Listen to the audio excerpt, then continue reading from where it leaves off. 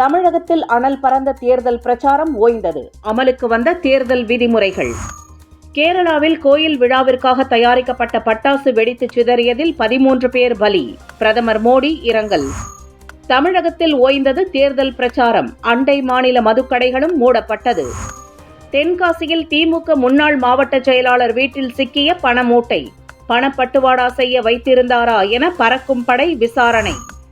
ஈரோட்டில் காரில் கட்டுக்கட்டாக இருந்த 90 லட்சம் ரூபாய் பணம் சிக்கியது. நள்ளிரவில் மடக்கிய பறக்கும் படை. காங்கிரஸ் தலைவர் செல்வ பெருந்தகை வீட்டில் சோதனை எதுவும் நடத்தவில்லை. தேர்தல் ஆணையத்திடம் வருமான வரித்துறை புகார். பிரதமர் மோடியை கடுமையாக விமர்சித்த கார்கே. பாரதிய ஜனதா தலைவர்கள் கடும் கண்டனம்.